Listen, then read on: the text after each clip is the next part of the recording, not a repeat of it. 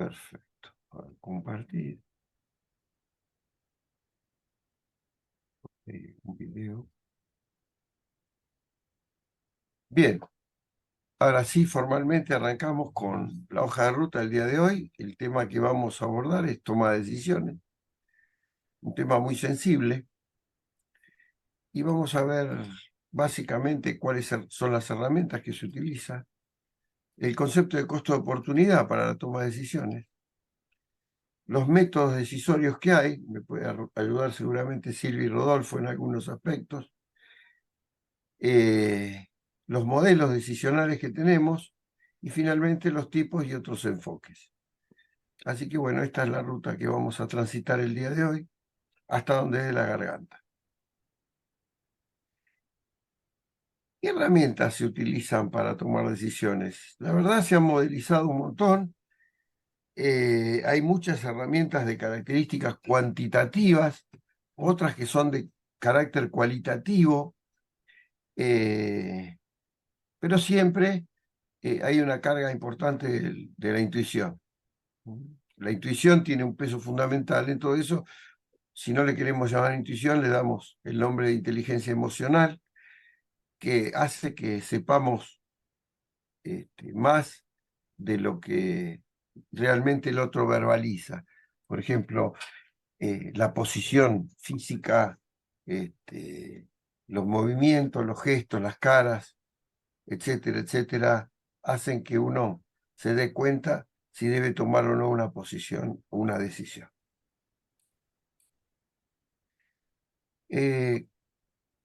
Nosotros en sociales utilizamos mucho la palabra constructo. Me está pasando a mí que Microsoft Word no la reconoce, así que me marcaba una linita azul por las dudas, agarré y le puse, la subrayé y la resalté. ¿Por qué? Porque es un complejo, un constructo, se utiliza en sociales, en ciencias sociales, para hablar de todo aquello que tiene que ver con la elaboración, un esquema de ideas sobre las cuales uno trabaja. Así que bueno, me parece interesante utilizar la palabra constructo. Y básicamente las decisiones son importantes, todas las decisiones son importantes, las decisiones familiares, qué sé yo, pero como vivimos de nuestro trabajo, vamos a abordar las decisiones que se toman en el ámbito organizacional, donde nosotros desempeñamos, donde nosotros cotidianamente estamos decidiendo. Y esa decisión, obviamente, afecta. No hay decisiones si no hay consecuencias.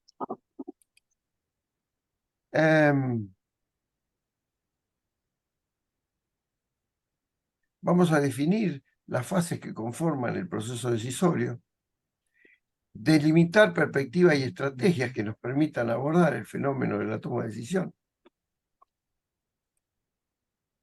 dar a conocer algunas técnicas para análisis e intervención que nos permitan, sobre todo, minimizar problemas, que es la consecuencia del tema que va a desarrollar Silvia, que es aspectos que tienen que ver con negociar o resolver conflictos. Hay muchas formas de resolver conflictos. Básicamente, los conflictos se plantean porque hay intereses.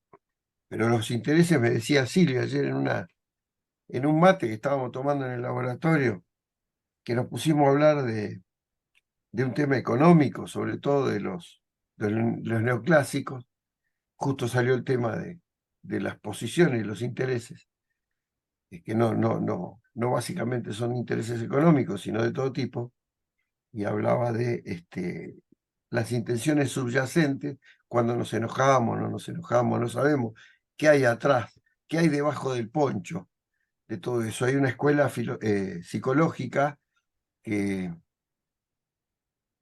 se estudia mucho en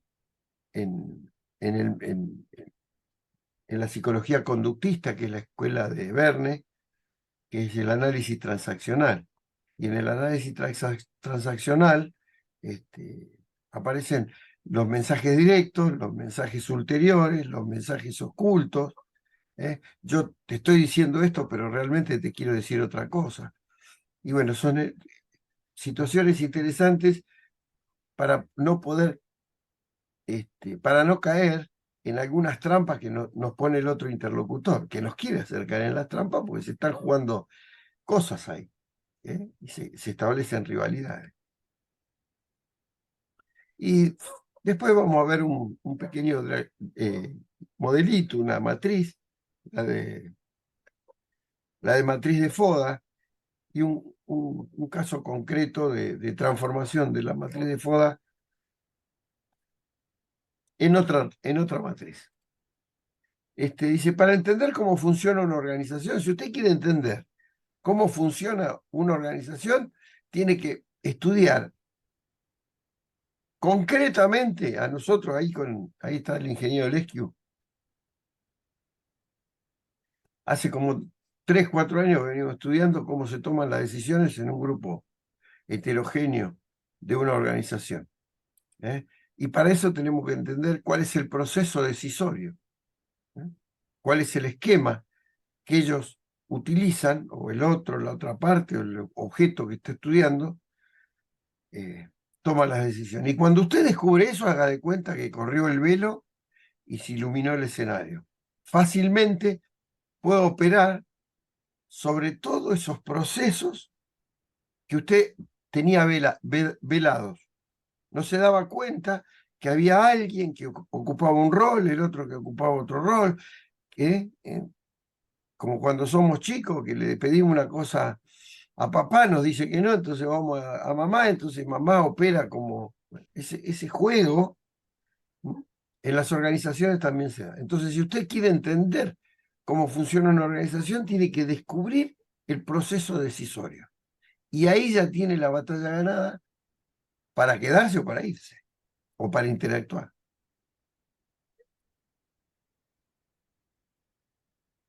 Obviamente, nosotros estamos hablando con líderes y los líderes deben hacer análisis estratégicos. El análisis estratégico es una forma de observar la organización y entender el qué, entender quién en la organización, el cómo, ¿eh? Que eso tiene que ver mucho el cómo tiene mucho que ver con metodologías que pueden ser erradicadas si no son conservadores o lo vencen a uno y se mantienen. Son formas de hacer las cosas. El timing, que muchas veces en las organizaciones se llega tarde. ¿Y por qué llegamos tarde? Porque no identificamos cuándo había que hacerlo.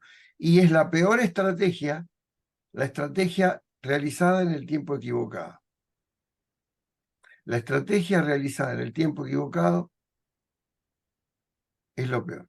Hay gente que tiene desarrollado intuitivamente en su inteligencia emocional el timing, el tiempo, cuándo hacer las cosas, y le va fantástico. Y hay otros que son muchísimo más inteligentes, pero tienen distorsionado el reloj de la oportunidad y lo hacen en el momento equivocado y hacen unas macanas extraordinarias. ¿En qué lugar llevar adelante la acción y las decisiones? También es muy importante. Las esferas van tomando dimensión en la importancia. Y finalmente, ¿cuánto? Porque si no contamos con recursos, no podemos llevar nada adelante. Si no contamos con recursos, no podemos llevar nada adelante. Entonces, esto me respondería el por qué y el para qué. Hacemos el qué, el quién, el cómo, el cuándo, el dónde, las famosas preguntas de la ingeniería. Y asignamos eficientemente los recursos que tenemos que asignar para llevar adelante nuestros objetivos. O sea, tomar decisiones.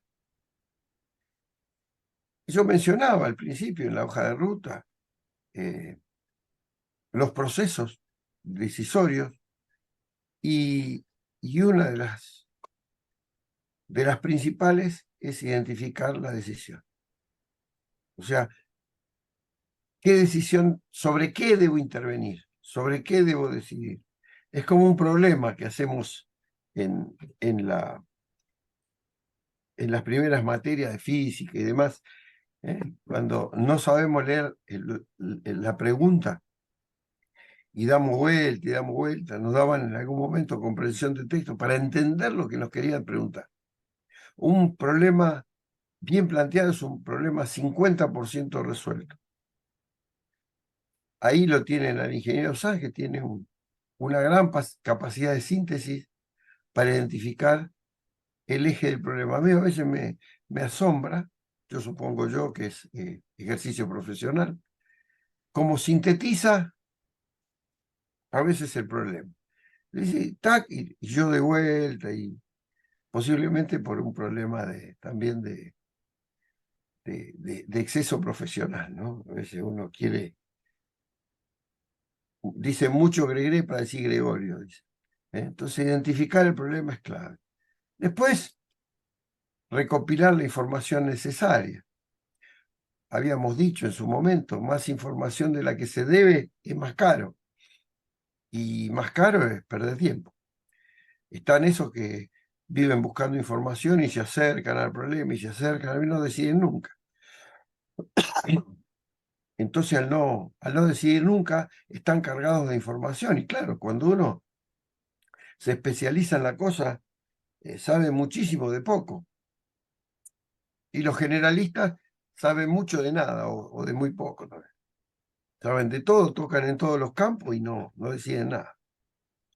Y después aparece la identificación de alternativas. Y ya estamos muy cerca de empezar a actuar. Entonces decimos, plan A, plan B, plan Z. Tenemos infinitos planes. Esto es el plan A, plan B del método de Harvard. Dicen, nunca te metas en un problema o nunca te pongas a decisor si no tenés plan B. Plan B, plan C. Porque si vos no tenés plan de contingencia, puede ser que todo esté bárbaro y hayas leído, identificado muy bien la decisión, recopilaste información, pero si no tenés alternativa y alguien dice que no por algo que no sabés por qué dice que no, ahí estás un problema. Una vez que identificaste las soluciones, las alternativas de acción, ya empezás a desarrollar soluciones que convenzan, que minimicen los intereses o que los lleven a cabo esos intereses a la mayor cantidad de personas. Siempre una negociación es perder. Entonces vamos a tener que tomar una decisión y nadie se pone de acuerdo. Recuerden la famosa metodología del sándwich para criticar a alguien. Primero se halaga en público y se critica en privado. Primera situación.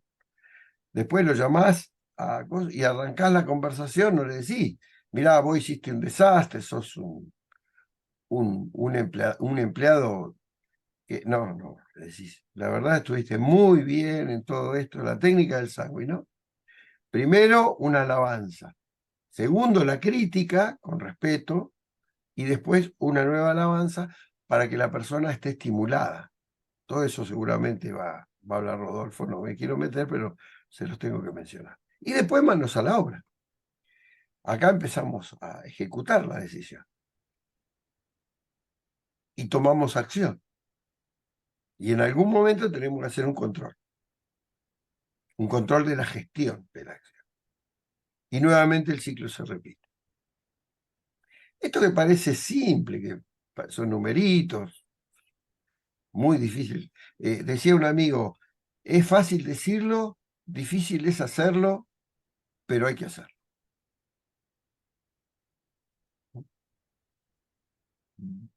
Hay que hacerlo. Para comprender el comportamiento, a partir de la interacción de del individuo y contexto organizacional. Recuerden que hay una persona que cayó en la organización como un paracaidista, si la organización tiene historia, tiene tiempo. A Silvia le gusta mucho que yo haga un dibujito, a ver si lo puedo hacer.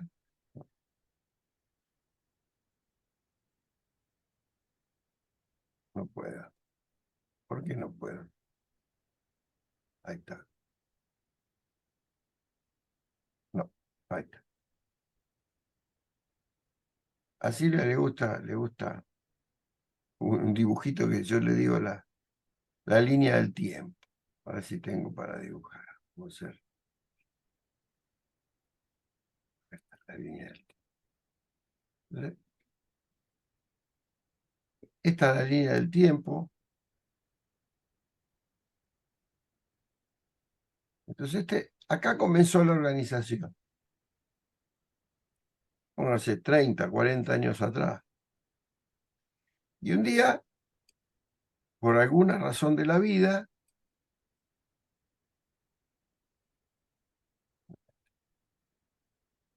no es,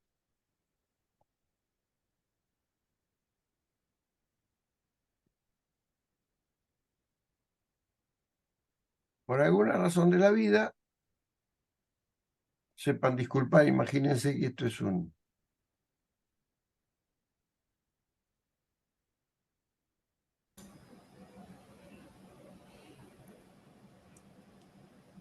paracaídas.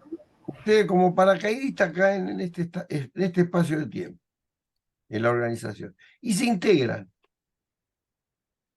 Este fenómeno de caer acá es un ruido en la organización.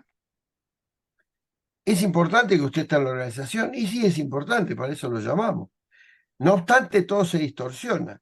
Va a haber gente que se siente molesta en la organización, va a haber gente que se siente muy contenta, va a haber gente que lo sobrevalore y le ponga muchas expectativas, y va a haber gente que lo menosprecie. Pero usted va a ser muy observado, observada en este proceso. Y es interesante esto, ¿no? Porque a partir de acá, usted tiene que entrar en un proceso hacia atrás de endoculturización. Tiene que comerse todos los aspectos basados en valores, creencias, normas, todo lo que hablamos anteriormente de la organización. Y si usted es un transformador de la realidad, lo contrataron para transformar esa organización, va a tener que romper un montón de cosas que hacen que la organización no pueda evolucionar hacia adelante, desde este momento. Bueno, acá les pasa en la vida. Si esta es la vida, la historia de la humanidad, usted cae por acá y tiene que aprender lo menos hasta los 30 años cómo se mueve el mundo. Y va a haber cosas que no va a comprender. Y cuando descubre cómo funciona el mundo, porque lo aprendió, porque alguien se lo dijo, y le dijo, vení, como me dijeron a mí, vení, pibe, en el barrio, yo vivía cerca de un club, y me decía, mira, pibe, estas son las reglas. Esto se hace así, esto lo puedes hacer y esto no lo puedes hacer. Y cuando te corrías de un cachito, chao. Importante. Entonces, como les estoy mencionando, los elementos organizacionales pueden incidir sobre la conducta, su conducta, y los elementos de los individuos que participan en la organización interactúan sobre su conducta y los modos de interacción entre los elementos anteriores. Entonces se da lo que usted afecte a la organización, lo que la organización afecte a usted, las interacciones que ocurran entre ustedes y los modos en que interactúan. No habrá, a nadie se les ha pasado, dice, ¿viste fulano de tal nos saluda? ¿Viste, Mengano, de cuál qué simpático que es o qué simpática que es? Solamente eso marca el que logra y el que no logra en una organización.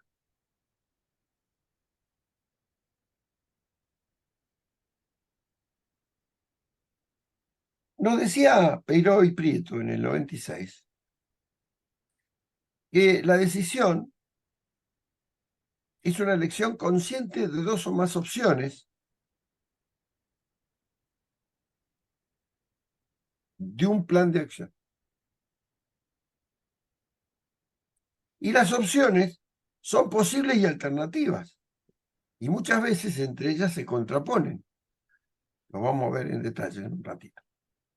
Y necesitan una evaluación de la eficacia de las posibles caras de esa moneda al tomar una u otra decisión. Y la evaluación también tiene una lectura consciente y no consciente. O sea, para mí la decisión no es importante de per se, sino son importantes las consecuencias, por eso tomo una decisión. Aquellos que no miden consecuencias toman decisiones y a veces se caen como un piano de varios pisos, porque no midieron las consecuencias. Y a veces las decisiones son simples. Estados Unidos, antes de ser Estados Unidos, que era colonia de Inglaterra, decide romper su vínculo con Inglaterra, los colonos, porque a la corona inglesa se le ocurre decir que aumentaba el impuesto del té, excepto para los ciudadanos ingleses. Y esta gente que había ido a la colonia a trabajar en la colonia, a hacer la colonia, a enriquecer a Inglaterra, se lo consideró no ciudadano inglés y les aumentó más el impuesto. Se enojaron y terminaron en 1776 con esa ruptura de vínculo y se liberaron de Inglaterra. Una simple decisión, no teniendo en cuenta el valor del impuesto que ponía. A lo largo de la historia les puedo contar tantas situaciones mínimas que han desencadenado, el aleteo de la mariposa que ha desencadenado tormentas increíbles.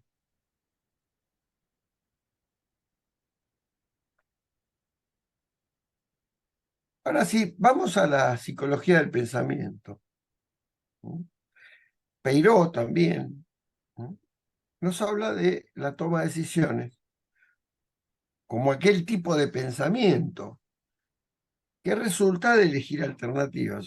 Fíjense que estos son 96, pero Peiró y Prieto, y ya en el Peiró, en el 90, que es el mismo, empezaba a elaborar, ¿no? Y decía, la solución de un problema es un pensamiento que ofrece la solución correcta ante una solución problemática. Y el pensamiento creativo es el que me permite producir ideas, tanto nuevas como importantes para dar solución a lo que yo digo. Bueno, llega a la definición primera.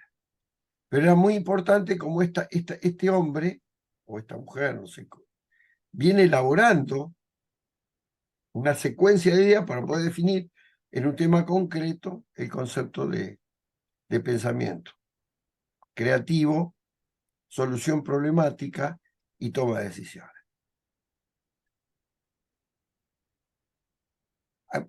Yo voy a empezar con un ejemplo, pero me gustaría hacer un parate acá y charlar un poquito respecto a la experiencia que tienen ustedes sobre toma de decisiones. A ver, Gerardo, querido. ¿Cómo andás, Luisito? Ahí aprovecho yo para romper el hielo, si querés. Bueno, dale, que yo Más, voy a más que, bajar. pero más que una inquietud es una pregunta, una consulta. Ahí se me fue. No. Ah, Fui a bajar la estufa, dale. no, está claro que eh, dentro de una organización, el proceso de decisión y la parte de análisis y estrategia, esa la tengo muy, muy clara, ¿no? El qué, el quién, cómo, cuándo, el dónde. Y cuando vos planteás la parte cuánto, bueno, bárbaro, perfecto, es fundamental. Sí, con cuántos recursos puedo contar. Y a partir de ahí viene lo que uno define la toma de decisión. Y, y, y vos me das todo el cuadro de toma de decisiones, pero yo te consulto más que nada esa pregunta, porque dentro de esa decisión que uno a veces toma, cualquier decisión de una organización, es otra variable que la económica, ¿no? A mí me interesa mucho cuando vos tomas una decisión, dentro de la toma de decisión, es, a pesar, suponiendo que tengo los recursos, cuál es la tasa de retorno? Y Es esa es que, y yo no sé si esa variable económica la está incluyendo en este proceso o vendrá en otra parte, pero es importante una decisión porque yo quiero saber cuál es el retorno de esa inversión, qué tiempo, plazo y todas esas cosas. Digamos, eso más que nada me quedó.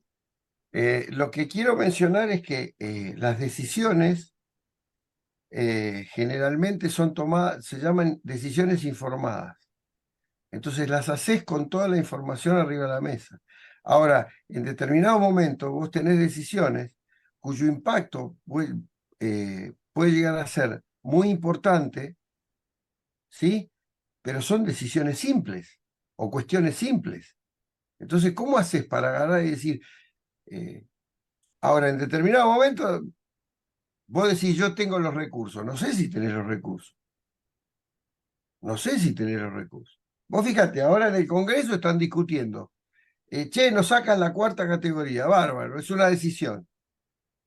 Y lo primero que dijeron, el objetivo de la discusión es, ¿está la plata para sacar la cuarta categoría? ¿O Bueno, para ahí sacar... ya que metes ese tema, yo no quería entrar Sí, en ese ejemplo, pero vos dijiste, por ejemplo, ¿no? Realmente en decisiones, vamos ya que estamos en el ambiente político, generalmente esas tomas de decisiones miden las consecuencias, yo creo que no, No. no, no a las eso yo miden. también voy. Hay que Ahora, diferenciar entre una toma privada a una toma política, claro. ¿no? Y ahora dentro de lo que es lo privado, si querés, de las organizaciones que tienen un fin, pueden ser con fines de lucro, que producen o fabrican algo, vos vas a tener decisiones a tomar que son de tipo llevar adelante una idea, un proyecto donde sí vas a tener que calcular una evaluación de proyectos donde vas a tener una rentabilidad, algo para decir, bueno, me conviene o no me conviene. Pero también Claro. dentro de las organizaciones vas a tener que tomar decisiones que no necesariamente cumplen con todo el ciclo de la toma de decisiones que son de tipo consciente. Porque vos, alguien que está dirigiendo una organización, por ahí se le presenta algún conflicto de intereses con el personal, tiene que resolver instantáneamente, pero no se toma todo el tiempo porque no lo tiene, obviamente, por cuestiones de coyuntura, de hacer relevamiento de la información, de un montón digamos, ese ciclo, ese círculo que presentaste al comienzo, que es imposible, porque no tenés el tiempo. Entonces, a partir de ahí yo creo que se presta mucho esta apertura mental de este curso, de decir, bueno, y ahí viene el desarrollo de habilidades, la persona que tenga que tomar este tipo de decisiones tiene que estar preparada para abordar con soluciones creativas en este punto, me parece a mí. Sí, porque yo lo que quiero aclarar, la consulta, la pregunta que hice, lo hice pura y exclusivamente pensando dentro de la órbita privada, ¿está Mm. bien? Bueno, pero Porque te doy un no ejemplo. quiero, no lo quiero mezclar la pública porque inclusive vos podés plantear que no medís consecuencias cuando tomás una decisión política, como, qué sé yo, como ahora se está discutiendo, No, se el tema. miden las consecuencias, se miden las consecuencias. Pero bueno, pero por el otro lado, te puedo decir, a veces yo, como desde el punto de vista político, se toma decisiones en la cual genera un gran gasto, pero es por una volcar a un beneficio social, de sanidad o lo que fuese, que no me quisiera meter en ese terreno. Juan, Por eso te Juan, decía, Juan en la privada, escribió un chat cada interesante, le vamos a dar la palabra. Esperá, Gerardo, te voy a meter sí, en un brete filosófico. ¿Puedo? dale. Sí, dale, dale. Te voy a contar dame medio segundo que voy a buscar el dibujito así lo comparto. Vamos a buscar.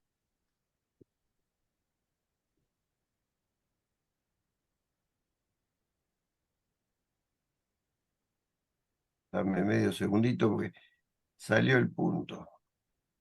Este es un tema de discusión ideológica profunda, ¿eh? El famoso dilema del tranvía.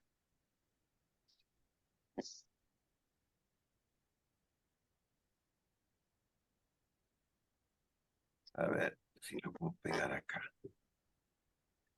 A ver acá. Antes de avanzar con esto.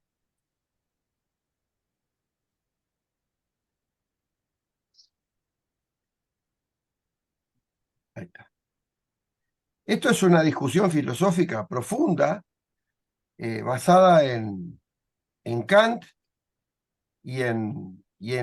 ¿cómo se llama? En, en- ahora se los menciono, pero se me fue el de la cabeza. Pero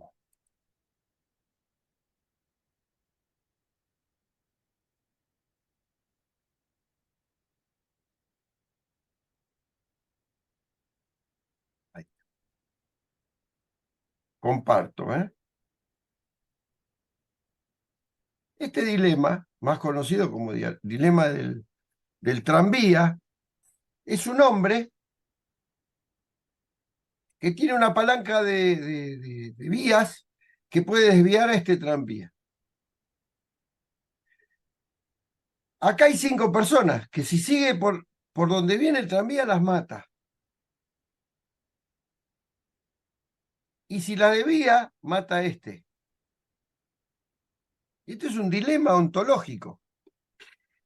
¿Por qué? Porque este individuo puede tener 2 ideologías. Puede tener la deontología de Kant, donde dice nosotros, lo que es, la vida es así, valores morales. ¿Cómo voy a decidir sobre la vida de otro? Y después aparece el utilitarista, que dice, acá hay 5 que se van a morir. El hombre Jeremy Bentham, principio del utilitarismo, dice, no, tiene que mover la palanca. ¿Cómo no? Más vale 1 que 5. Entonces, este tipo de cuestiones, esto lo desarrollaron unas mujeres y demás, es muy interesante para debatir qué está bien y qué está mal. Porque vos, por suerte, no nos toca, somos académicos, estamos acá para pensar, pero a veces tenés que decidir sobre este tipo de cosas. Acuérdense en el tema de los respiradores, había un protocolo que te sacaba el problema de encima, es decir, a quién interno, a una persona de 40 o una de 60. ¿Le pongo el respirador o no se lo pongo? Y esas son decisiones de fuste, de peso, que nosotros tenemos que tener en cuenta. Justo iba a decir un ejemplo del respirador también. Igual alguien tuvo que decidir qué ponía en el protocolo también, ¿no? Claro. Y decir quién moría y quién vivía. Igual, aunque estuviera en un papel, pero yo qué sé. También horrible. Y ese decisor tenía una hoja llena de datos y de información para poder sustentar por qué darle el respirador al del 40 y no al de 60, aunque sea mal Exactamente. visto socialmente.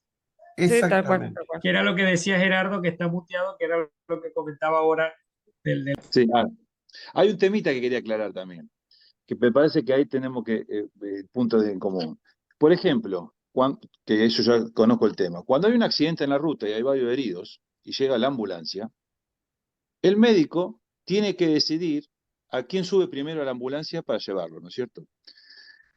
Hay una instancia en la que nosotros podemos entrar en discusión ahora, como la del tranvía, la que me están diciendo. Perfecto. Pero en realidad ya hay otra instancia que ya fue discutida y pasó a una etapa de protocolo, en la cual yo voy como médico y frente a un protocolo me dice el que considere más grave es el que tiene la primera prioridad y lo subo. Y ya yo me puedo ajustar a ese, porque ya fue decidido y ahora estoy frente a una situación de un protocolo en la cual ya tengo que ejercer esa acción frente a ese protocolo, ¿no es cierto? Digamos, a mí me parece que, volviendo al tema de ejemplo del tranvía, pasaría a decir, ¿qué hago? ¿Subo o no subo? Bueno, ya se definió previamente algo, ya un protocolo me dice tal cosa, entonces dejo pasar el tranvía por donde corresponde. No sé. Pero para eso tiene que haber cultura incorporada de la decisión que vos decís. Si hay alguien que no tiene las reglas que vos mencionás, se enoja y dice, ¿por qué vas a subir a fulano de tal? Y te pelea.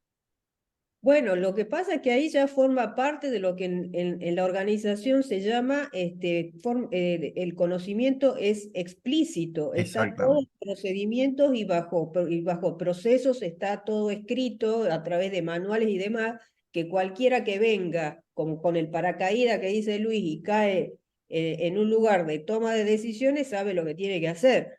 Exactamente. Con lo Exactamente. cual no, yo creo que esa es una organización ideal, que no hay. No, no existe. Porque siempre aparece que descubre la organización. Vos los tipos que más te meten ruido en las organizaciones, yo que soy un tipo que no respeta reglas, por razones, no importa, y me ha tocado dirigir organizaciones, imagínate, un tipo que tiene que conducir una organización y no respeta reglas. Las chicas me viven retando todos los días, porque yo soy el que más rompe las reglas. Entonces, por ejemplo, cambio las consignas, digo tal cosa, digo tal otra, y ellas están acostumbradas a la norma, a la regla. Tanto Silvia como Cecilia me dicen muchas veces, yo tengo que ir todos los días a trabajar a las 9 de la mañana. Si fuera por mí, no está el horario dentro de mi cabeza. Pues hay gente que necesita normas y hay gente que no necesitamos normas. Y entre los dos, todos convivimos. Todos convivimos. Entonces las tomas de decisiones son tanto para mí, Gerardo, vos tenés que tomar decisiones, vos tenés que tomar decisiones para mí, que no respeto reglas, y para Silvia, Cecilia, Mabel, etcétera, que sí las respetan y necesitan de las reglas. Bueno, Juan, justo vos volviendo a habías lo escrito de... algo, Paola. Sí, perdón, no, que justo volviendo a lo del protocolo, mis padres son médicos, por eso capaz los ejemplos de medicina vienen de ahí. Justo lo del protocolo, mi mamá se queja de los médicos nuevos que siguen muy a rajatabla el protocolo y no toman decisiones sobre, por ejemplo, qué tipo de estudio es factible para un paciente que siente determinada dolencia y hace como que 1.000.000 de estudios le piden toda la obra social al pedo, digamos, ¿no? Que por ejemplo eso pasa mucho en este país porque como que no se valora el gasto en medicina, digamos. Estamos de acuerdo. Nosotros con Silvia hicimos hace 20 y pico de años un trabajo que todavía sigue dando vuelta, que fue medir el costo que tenía las enfermedades no transmisibles en un hospital público. ¿Y qué hacían para no atender a los pacientes? Primero lo atendían en 4 o 5 minutos. Les pedían un montón de estudios para que la gente se canse y no vaya más al hospital. Y la gente pedía el día en el trabajo, iba al hospital. Cuando terminaban de atenderlo, ya se le había pasado la dolencia. Y todo era una gran cantidad de consumos económicos, como decís vos, Paola, muy bien, de recursos hospitalarios. Juan, vos habías escrito algo. A ver, Sí, utilicé lo del comentario de Víctor Hugo que decía una revolución por un pan, porque yo pienso que mucho, o sea, las personas que están en la toma de decisiones también se dejan llevar por el instinto, que es la persona. O sea, si uno define la persona, uno puede definir más o menos qué ítem va a ser importante para tomar una decisión. Y yo creo que eso, como depende de la persona, también va a depender de la experiencia de la persona. Por ejemplo, perdón, Gerardo, que voy a tomar tu ejemplo. Gerardo dice, bueno, vamos a evaluar el retorno económico. Bueno, ese es el dato que Gerardo va a mirar. Por eso pienso que la organización o el líder, para mí, de la organización, que es el que toma la decisión, se va a nutrir de una mesa de gente con distinta experiencia que le va a dar una mirada diferente de cada punto. Voy otra vez al ejemplo de las malas decisiones y las grandes guerras del mundo. Siempre, no voy a decir siempre, pero la gran mayoría de veces, esas decisiones que plantearon una guerra eran decisiones que eran tomadas sin discusión. O sea, eran decisiones incluso caprichosas, digamos. Por ejemplo, subir un impuesto cuando no es necesario, tomar un territorio cuando no era necesario, o no esperar un momento político para tomar una decisión, porque hay políticas que ahora se hacen que hace 50 años significaría un derrocamiento de un gobierno. Pero también Sí. es cuál es la visión de la organización frente al que toma la decisión. Entonces, yo veo que son como muchas piezas que se van juntando y el que tenga mejor olfato va a saber tomar la mejor decisión en el mejor momento posible, ¿no? Es más o menos la idea que tengo en la cabeza sobre este proceso de tomar decisiones. Y era el comentario que hacía nada más. Sí, Sí, te la quería refutar un poquitito, está claro, pero no, es muy válida, pero sí, bueno, bueno. se fue un poquito para el lado de las decisiones políticas. Yo como un gran político puedo decir, vamos a invadir un país, qué sé yo, me va mal, tomé mala decisión, me echan y se terminó la historia, o me podrán juzgar. Ahora yo te Con digo, las yo voy consecuencias, a con las consecuencias. una consecuencia, pero yo me voy a lo privado, que estoy jugando mi moneda, mi billete, y esa es la decisión muy difícil porque es un riesgo de inversión.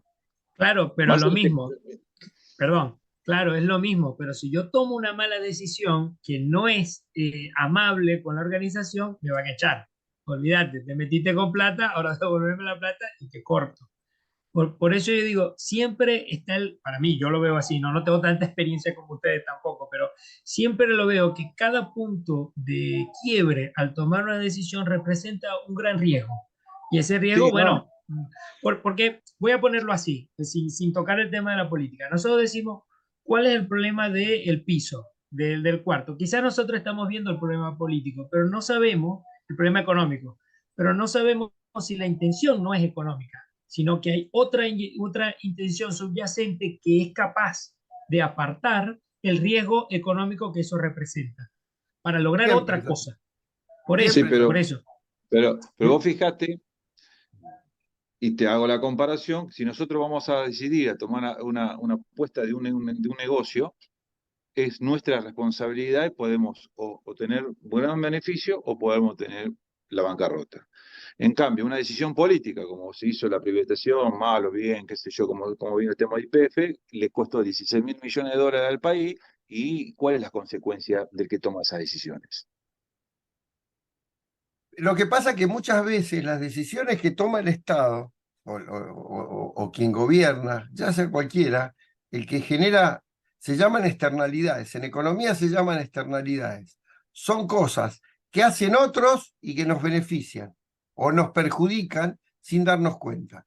Ahora que estamos mal, muy mal, y nos están taladrando la cabeza por las situaciones económicas, claro, te vienen, debes tanta plata, ¿no?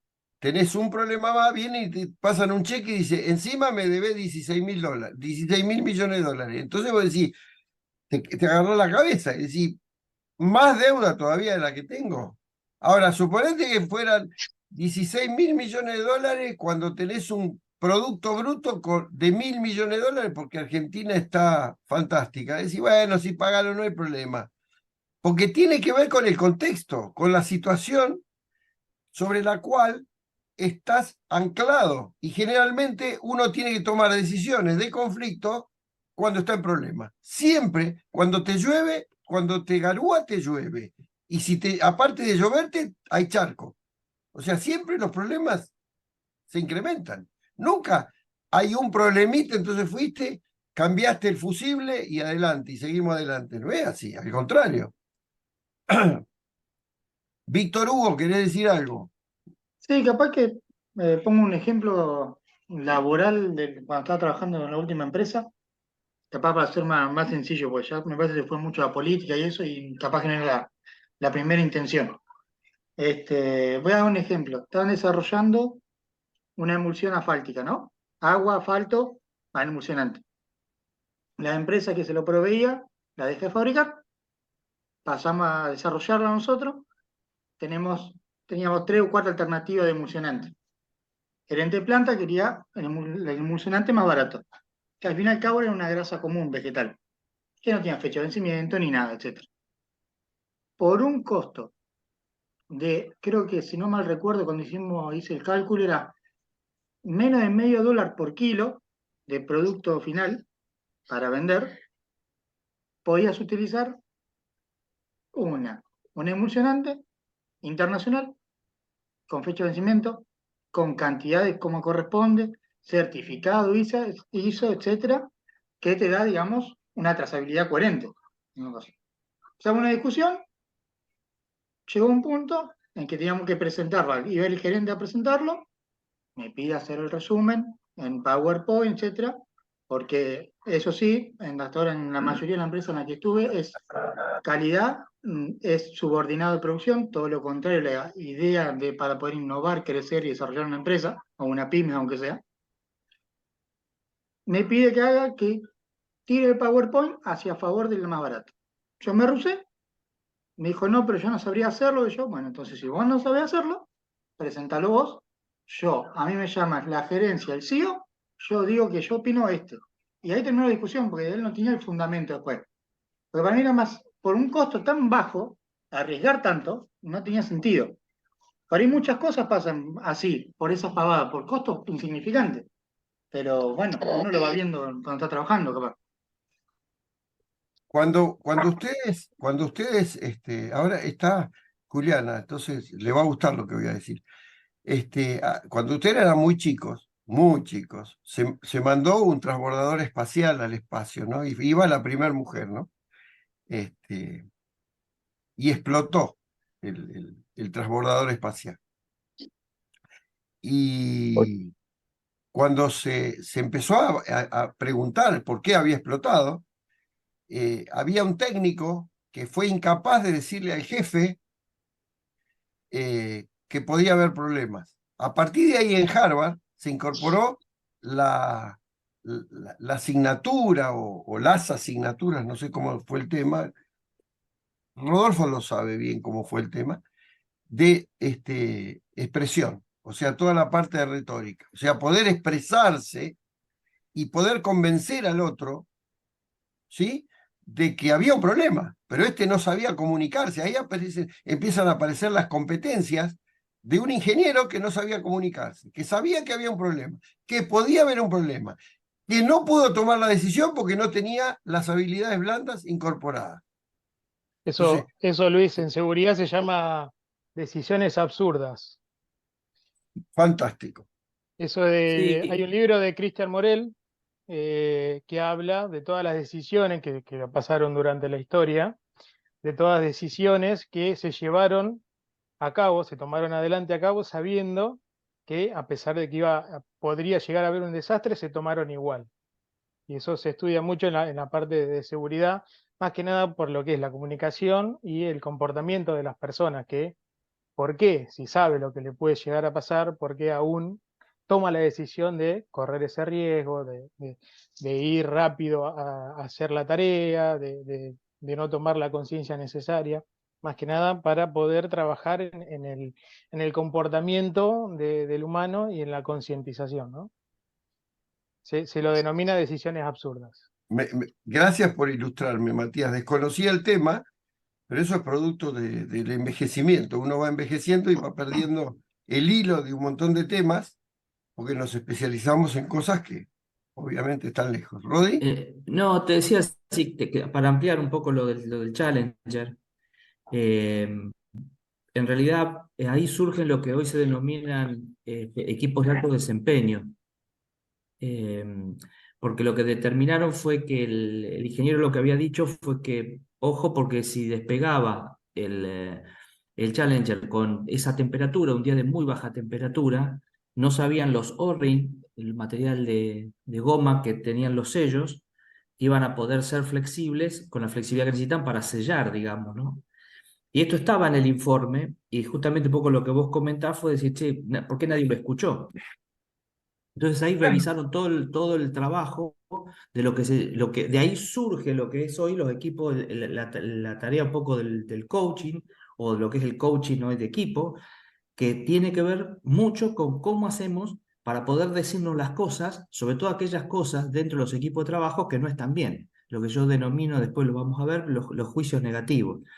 Pues como digo siempre, para decirte, che, está todo bárbaro, sos un fenómeno, qué inteligente que sos y demás, estamos todos predispuestos. Ahora, cuando te tienen que decir cosas que por ahí no van a salir bien, o que por ahí no hiciste tan bien, ahí la cosa se complica. En la medida que los equipos de alto desempeño, los equipos no funcionen y no estén dispuestos a aceptar y a poder decirse esas cosas, pueden pasar esto que pasó con el Challenger, que nadie en definitiva le dio pelota a un informe que estaba muy, muy claro. De hecho, cuando se hace después la exposición ante el Senado y todo, terminan llegando que creo que hasta hubo un juicio, digamos, por ese tema. A partir de ahí se desarrolló toda esta técnica que tiene que ver con el habla y con todo lo que es las competencias conversacionales, sobre todo en los equipos que están en lugares donde una falla de algo no dicho puede causar un impacto. Ahí, y es más, se está llevando también a lo militar. Donde se toman decisiones que un error puede costar muy, muy caro, ¿no? Qué muy interesante esta parte, ¿eh? Bueno, voy a dar un poquito más y después nos damos otro zambullido. Gerardo, anda anotando como para pelear. Sí, tengo. Tengo temario de las decisiones absurdas, tengo también. Ah, bueno, mirá.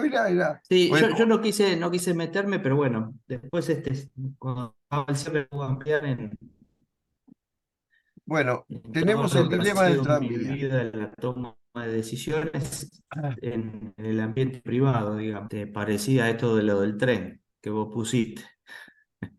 He tenido que mover esa palanca más de una vez, pero bueno, avanza Luis. No es bueno, ¿eh? No es bueno. Bueno, acá tienen ustedes donde habíamos quedado, ya que están. Y en cualquier organización tenemos estos 4 elementos. Antes era tierra, capital y trabajo, después Marshall incorpora al gerente, entonces tenemos materias primas o materiales, mano de obra directa, que es la que transforma las cosas, equipamiento para transformar la herramienta, y el gerente, para hacer cosas en cualquier empresa. Imaginemos que tenemos tela de jean, toneladas de tela de jean, tenemos trabajadores y equipamiento, y tenemos un gerente. Estos gerentes tienen que decidir qué hacer. Bueno, se les da un dilema, no tan grave como el del tranvía, sino se le dice, che, mira, tenés que hacer o pantalones o camperas. O pantalones o camperas. Camperas tienen unos insumos un poquito mayores, qué sé yo, miren las camperas que están haciendo ahora, la verdad. Me asustan, pero bueno, ¿qué va a ser? Están de moda y la moda no incomoda. Entonces, en ese punto, en ese plano, yo tengo que tomar una decisión. Fíjense qué simple la decisión. Si vamos a lo que planteaba Gerardo, era la ecuación económica que más plata me dé. Ahora, puede ser que la decisión económica que más plata me dé, yo la tome hoy y como consecuencia de lo siguiente deje desabastecido o deje abierto un flanco, un sector, y por ahí se me meten algunos competidores y me matan. Y me hacen salir del mercado. Entonces la pregunta es empezar a ver cómo se puede explicar esto desde el punto de vista de la economía. Entonces vamos a hablar ahora un poquito, si me permiten ustedes, esto le va a gustar mucho a Mabel, que ha aprendido en el último tiempo algo al respecto. Yo puedo hacer camperas, las grafico así, en un sistema de ejes coordenados cartesianos y ortogonales, o pantalones. Hago un porcentaje a ambos lados, y puedo hacer estas dos cosas con la misma cantidad de tela, con la misma cantidad de trabajadores y con los mismos materiales casi. Entonces puedo decir, bueno, si hago todo camperas, voy a ubicar acá. Pero con la misma cantidad puedo hacer todos pantalones. ¿Y qué es lo que me conviene?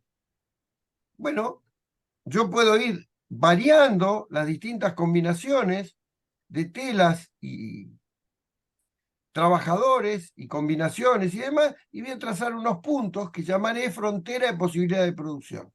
Esto es lo máximo que puedo hacer. Adentro de esto soy ineficiente. Sobre la frontera, que es una isocuanta, que muchas veces Silvia la presenta en distintos momentos, da lo mismo hacer uno u otro, pero en términos económicos no da lo mismo. Y ahí digo, hago tantos pantalones, casi 50% de pantalones y un 75% de campera. Fíjense, dejé de hacer no camperas, un poquito de camperas, ¿sí? Para hacer todos estos pantalones. O sea, la campera es más cara que los pantalones. O sea, hay un no hago camperas y no hago pantalones. Este sacrificio que yo tomo de no hacer para hacer otra cosa, lo llamo costo de oportunidad. Y defino como mi costo de oportunidad la decisión que tomo contra la mejor alternativa. O sea, alfajor y café. Voy al bar, de donde sea, y digo, deme un alfajor. Podía haberme comprado con la misma cantidad de dinero un café, pero decidí no tomar el café. Y si tomara el café, mi costo de oportunidad se llama el alfajor. Estas decisiones simples que yo acabo de dar con el café y el alfajor, o en el caso de los pantalones y las camperas, que es un poco más complejo, se dan permanentemente en infinitas situaciones en cualquier organización. Es más, nosotros somos una máquina de costos de oportunidad. ¿Las podemos cuantificar? Sí. Y hay otras que las podemos cuantificar, no, porque no tenemos el entrenamiento para cuantificarlas. Nos decía una vez en una maestría de administración de negocios un profesor, che, ¿cuál es el costo de oportunidad? Vas caminando por la calle, en esa época los teléfonos andaban con monedas, y te encontrás una moneda. Y seguís caminando, ¿sí? Y hay un hombre tirado en el piso y se está incendiando una licorería. En el mismo lugar, ¿eh? El hombre en el piso y se está incendiando la licorería. Nos pregunta el profesor, ¿y vos a quién llamás? ¿A los bomberos o a la ambulancia? Otro dilema parecido, ¿no?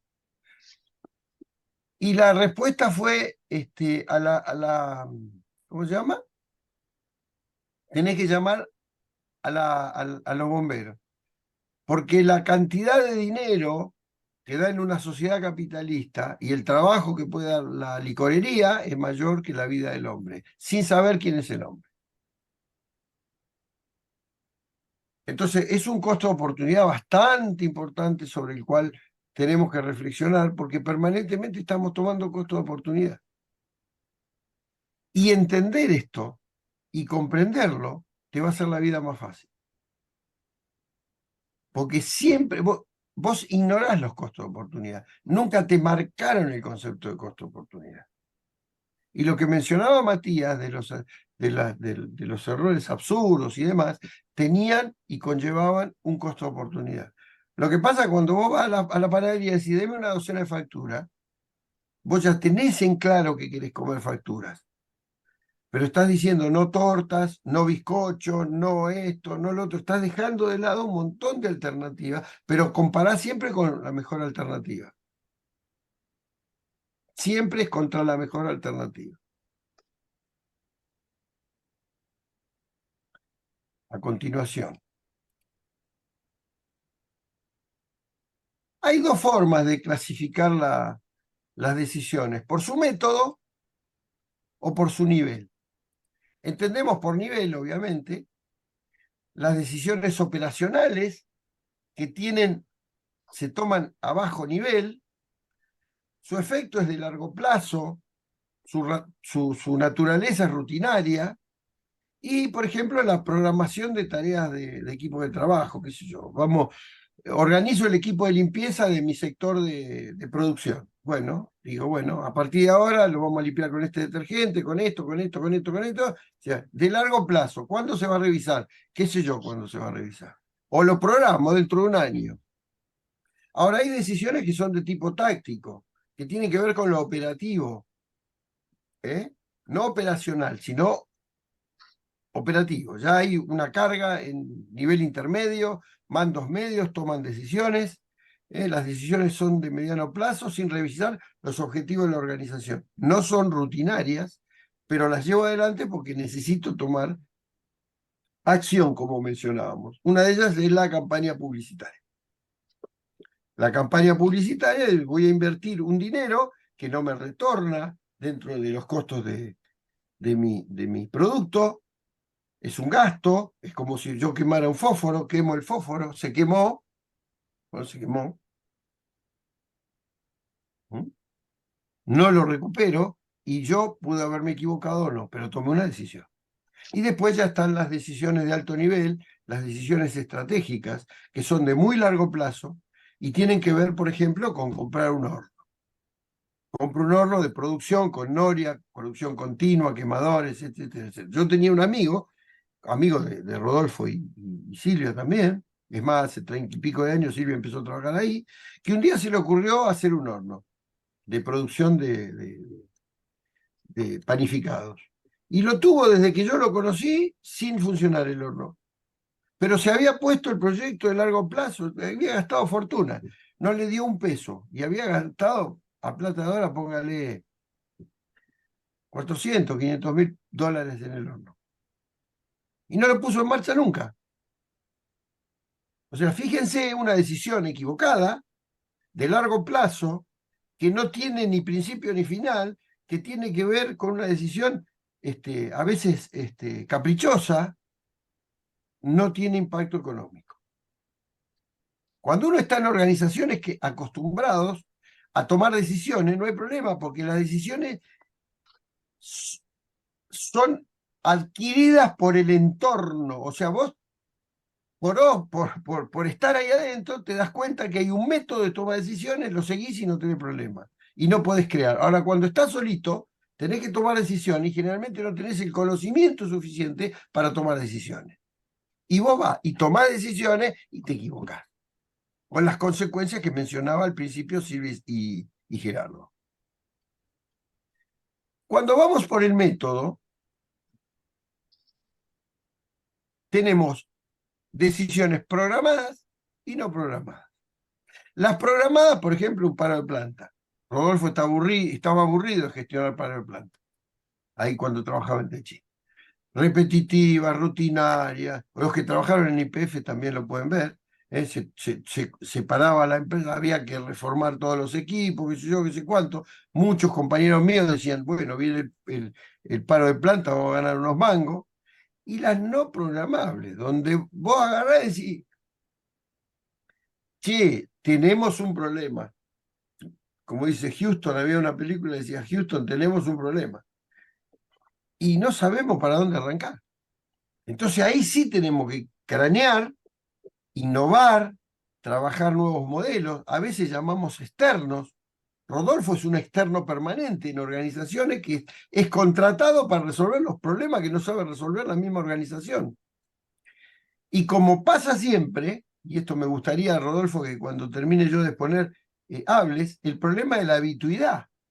Cuando el dueño de la empresa hace habitual tener soluciones informadas que viene el agente externo, entonces después se copia, adivina, esto, lo otro, y agarra y menosprecia, por razones de habitualidad, aquel personal externo altamente calificado para tomar soluciones. Y siempre se sientan en el lugar del consultor.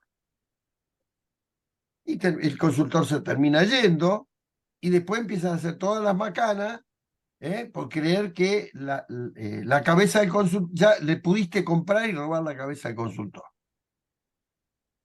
Esto es muy común cuando es ingrato el trabajo del consultor. Por eso yo siempre digo que como consultor estás, corregiste y te fuiste. Después si te necesitas, volvés y tenés tiempo. Yo había una época cuando trabajaba de consultor, decía, esto te sale 1000. Entonces iban y consultaban a otro lado. Entonces te volvían a llamar porque no encontraban. Entonces, y bueno, ahora te sale 2000. ¿Pero por qué? Porque fuiste y perdiste tiempo. Era más fácil resolverlo en el momento que me consultaste que ahora. Ahora es un problema. Antes era un inconveniente, ahora es un problema. Yo me acuerdo que una vez hace 20 y pico de años, estábamos trabajando con Silvia, yo hice un diagnóstico, se enojaron, me echaron y al año me volvieron a contratar. Claro que la empresa estaba no endeudada, endeudadísima. Y se habían endeudado, le había errado por 2 meses. Yo les había dicho, ustedes se van a endeudar y se van a fundir. En tanto tiempo. Me llamó Silvia y dice, tenía razón, se fundieron, pero 2 meses antes de lo que vos dijiste. Es caro. Y ese tipo de cuestiones son caras. Tengo 2 mensajitos, a ver. Por suerte, Luis, que me sigan necesitando, dice San. Bueno, sí, vamos a hacer votos para eso, Rodolfo. Unilaterales, las que mencionaba Gerardo en algún momento, yo hago esto porque decidí hacer esto, ¿eh? La tomamos nosotros u otros y no podemos intervenir, porque se tomó la decisión. Después tenemos las decisiones negociadas, no importa quién la tome, porque vamos a llegar a ellas por consenso. Y se va a llegar a ellas cediendo posiciones. En una negociación siempre tenemos que tener en cuenta que vamos a perder. Si alguien alguna vez vendió un auto, se va a dar cuenta de eso. Que vos tenés, y cuando se hacen juegos de roles, de negociaciones, te dicen una cosa y vos decís otra, y el otro tiene una partitura, un diálogo, y en ese diálogo aparece la puja. Y finalmente, las de coyuntura, las decisiones que se toman en situaciones inevitables. Esto tengo que decidir sobre esto. ¿Lo tenías? ¿Lo esperabas? No lo esperaba. ¿Y ahora qué haces? ¿Y ahora qué haces? A veces las decisiones de coyuntura son los aleteos de mariposa que mencionábamos, donde se producen transformaciones absolutamente inesperadas. A esta se la suele llamar cisnes negros. Entonces, estos 3 elementos son muy importantes para identificar. ¿Te va a ayudar a definir el problema? Sí. ¿Son unilaterales, negociados o de coyuntura? Las de coyuntura las tengo que resolver. Tengo que buscar todos los recursos para resolverlas, porque las consecuencias pueden ser graves. Las unilaterales, y no puedo, las decidió. Hay que aumentar, hay que darle un bono de 30.000 pesos a la gente. Y la decidió el gobierno, y no puedo. Y bueno, ahí podés pasar de la unilateral a la negociada. Depende si tenés fuerzas de choque, como los sindicatos o algo, para poder discutir las unilaterales. A veces no se puede. Entonces, esto es muy importante para interactuar en la toma de decisión. Importantísimo, diría yo. Les presento una forma de análisis muy común, muy conocida por parte de todos ustedes, que es el análisis FODA, que es un análisis interno de fortalezas y oportunidades y un análisis externo de debilidades y amenazas. Esto es lo que, ¿para qué sirve? ¿Para qué sirve? Para análisis interno, para ver dónde soy fuerte, en qué áreas yo soy fuerte y en qué soy débil para mejorarlas, porque si no las mejoro, voy a tener problemas. Y un sector externo que me dice que puedo tener oportunidades, pero también puedo tener amenazas. Entonces, las amenazas yo tengo que poner barreras de entrada para que no me ataquen desde el sector externo, y en oportunidades poder salir rápido con ventajas competitivas. Una de las cosas que nosotros tenemos en el grupo es tratar de identificar oportunidades en nichos de mercado. En nichos de mercado. ¿Por qué? Porque son nichos que no están atendidos porque la industria de los alimentos no los considera como oportunidades de negocio. Y para nosotros, que somos una universidad, que podemos hacer investigación y desarrollo, transferencia de tecnología y demás, para nosotros son enormes oportunidades. Entonces son pequeños logros que nos ponen en el candelero, nos muestran, y esa es la fortaleza también. O sea, trabajamos fortalezas y oportunidades, tanto internas como externas. Y tratamos de minimizar las debilidades. Por ejemplo, los tiempos de la universidad son eternos. A veces vos decís, ¿por qué esto tarda tanto? Inevitable, son inevitables. Por ejemplo, continuamos con esto, decimos que tenemos aspectos positivos y negativos. Esta forma de observar la potencialidad y los peligros que hay adentro y afuera es viejo, porque apareció una nueva forma de observar. Se llama FOAR, fortalezas, oportunidades, y ahí aparecen los individuos, porque las nuevas generaciones, las generaciones tanto millennial como centennial, tienen claro las aspiraciones. Mi generación, la generación baby boomer, es una generación que si entraba a un lugar, se jubilaba en ese lugar.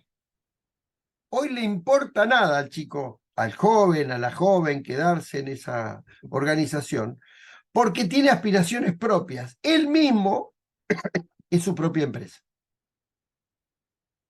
Entonces, de acuerdo a la motivación que tengamos, vamos a obrar en consecuencia. Entonces tenemos fortaleza sobre lo que yo puedo construir firmemente. Es mi plataforma. Oportunidades, la que nos piden los stakeholders, las partes interesadas. Esas son oportunidades. Y potencia mucho más, por eso me interesó presentársela, los trabajos que hoy estamos haciendo en la facultad. Hay oportunidades, hay gente, hay partes interesadas que estarían tanto desde el punto de vista de la opinión como de sus intereses de que nosotros hagamos lo que hacemos. Ahora, tenemos que tener a todo el mundo contento y satisfaciendo sus aspiraciones. Y obviamente, de esta manera estaremos consiguiendo resultados. Fíjense qué interesante este nuevo abordaje, yo diría poderoso en cuanto al anterior. El otro es viejo, es de los años 50, cambió la generación. Cuando uno mira la pirámide y las motivaciones de las nuevas generaciones, dice, no, juguemos otro partido, este partido es viejo. Es más, tenemos, yo cada vez que hablo con alguien, yo creo que la palabra Milei, ojalá la podría patentar y que me den 0,01 centavos de dólar o de peso por cada vez que lo nombran. Y fue un cisne negro, inesperado por todo el mundo. Y parece mentira que tanto están haciendo, lo van a llevar a ser presidente porque no pueden parar de hablar del hombre. Dice, ¿qué está haciendo? Nada. Pero cualquier cosa que hace, parece que le hiciera a favor de sus fortalezas. Veamos los dos puntos, y lo puse así como para que quede la metodología FOAR como para darle lectura. Dice, cada cosa que no puedes ver aún, no quiere decir que no puedas verla, no pueda pasar en el futuro. Por eso el modelo FOAR se apoya en las posibilidades. Y esto es muy fuerte en la filosofía actual. Ya sea tanto macrofilosofía terrenal como en la cuántica. En la cuántica, en la filosofía cuántica, estamos hablando de las posibilidades. ¿Y las infinitas posibilidades? ¿Hay infinitas? No, no hay infinitas. Hay posibilidades de posibilidades. La posibilidad nace de una apertura interna y una predisposición para que ocurran cosas buenas. Todo lo que aspiras, sueñas, quieres descubrir y anhelas conseguir, puede encontrar un camino de concreción a través de oportunidades que estás visualizando, por más lejanas que parezcan. Fíjense cómo se mete en los nuevos modelos de pensamiento. Esto es técnico, ¿eh? Yo no estoy profesando ningún tipo de religión ni nada, al contrario, tengo una posición atea muy clara. Pero esto es dominante y es una metodología desarrollada a partir de la otra. Para determinar tus aspiraciones y las de tu equipo, es necesario repasar las fortalezas y las oportunidades y establecer en concreto las metas que se desean obtener. Y como preguntas disparadoras o inspiradoras, ¿qué es lo que realmente importa? ¿Y qué es y qué no es lo que me apasiona? ¿A dónde quiero llegar o a dónde queremos llegar? ¿Cómo visualizo? Les habrá pasado cuando fueron a buscar un trabajo. ¿Cómo te ves en los próximos 5 años? Crear una imagen mental del futuro. ¿Cómo será en concreto el resultado exitoso de estas aspiraciones? Y ahí aparece la inteligencia emocional de nuevo. ¿Qué emociones estarán presentes? ¿En dónde? En el futuro. Y ahora vamos a los resultados. Esta es consecuencia final de las acciones que pusiste en marcha para alcanzar tus objetivos. En efecto concreto de lo que has activado en el tiempo. O sea, qué acciones y qué consecuencias esperas que ocurran. En el cuadrante FOAR definirás los indicadores tangibles, o sea, acá vamos a medir resultados concretos. Y los vas a poder medir. Llegué hasta acá, pude. Para lograr ventas en cierta cantidad de unidades de producto, la apertura de un nuevo negocio, la superación con éxito de un desafío que te impusiste, tanto personal o de la organización, etc. Para alcanzar los resultados es necesario trazar un plan de acción, establecer metas utilizando metodologías específicas, desarrollar estrategia, determinar los responsables y el tiempo para arribar a ese punto y medir el avance parcial. Es sabido por todos que no se obtienen resultados si no hay acción enfocada, energía disponible y claridad para activar todo lo que sea necesario para lograrlo. Porque solo soñarlo, imaginarlo, incluso tenerlo simplemente en el plano de la aspiración sin acción, no alcanza. O sea, imaginar y actuar en consecuencia. La disciplina, la claridad, el foco permanente, el ajustar los desafíos y los desvíos y corregir en sentido positivo serán otras herramientas indispensables para lograr. Fíjense, esto no me llegó hace mucho, lo miré, lo comparé con la forma en que actúan los jóvenes y las nuevas organizaciones y cae justo. Digamos, ya estamos jubilando al FODA, estamos dándole bienvenida al FOA. Y para esto tenemos que utilizar el proceso de la creatividad. El proceso de la creatividad es muy simple. Arrancamos con un 1%, que es la inspiración, la incubación, preparándonos, incubando. Ahí aparece la iluminación y después todo el trabajo para obtener el resultado que deseamos. Para eso hay que tener ocio creativo. Si no tenemos ocio creativo, difícilmente aparecen las cosas. Yo, hace muchos años, siempre mi señora me recuerda, venía mi jefe, yo era muy joven, tenía 20 y pico, 30 años, y venía mi jefe y yo estaba así sentado sin hacer nada. Entonces me venía y decía, Luis, ¿qué estás haciendo? Y yo le decía, pensando. Y primero se lo tomaron en chiste. Después, cuando empecé a hacer cosas pensadas, me mandaban a un lugar que era la cámara fría, era como una heladera gigante. Y me decían, anda a enfriar las ideas, porque pensaste demasiado. Esto de tener ocio creativo y estar al divino botón y hacer cosas y equivocarse es extraordinario. Así que yo a las nuevas generaciones les digo, piensen y hagan, porque me pareció fantástico encontrar esto. No querría distraerlos más, no sé cómo estamos en tiempo, todavía tenemos un ratito. Voy a terminar con una estructura rígida de las jerarquías. Las personas creativas tienen gran problema con la organización. Tenemos que trabajar con empleados que entiendan la visión de la empresa. Si nadie conoce o pocos conocen la partitura, muy difícilmente se podrá tocar en buena armonía. Nadie podrá hacer un concierto. Las organizaciones funcionan cuando todos ven lo mismo, o por lo menos lo comparten. Si no hay valores compartidos, yo voy a decir una frase que ya la repetí, pero es objetivos orientados y ambiciones compatibles. Si yo quiero tener un barquito y otra persona quiere tener un transatlántico y somos socios, dejemos la sociedad. Porque seguramente nos gusta el mar a los dos, vamos a ir a navegar los dos, pero donde quiere ir a navegar uno, no puede ir a navegar otro. Entonces mejor dejar. Y así ocurre en todo tipo de asociación: matrimonio, sociedades laborales, sociedades comerciales, sociedades académicas. Todas las sociedades se dan así. Yo he sabido elegir mis socios y mis socios han sabido elegirme a mí. Nunca hemos tenido problemas. Y yo les digo que he tenido toneladas de socios a lo largo de la vida. Y a lo largo de la vida me he equivocado.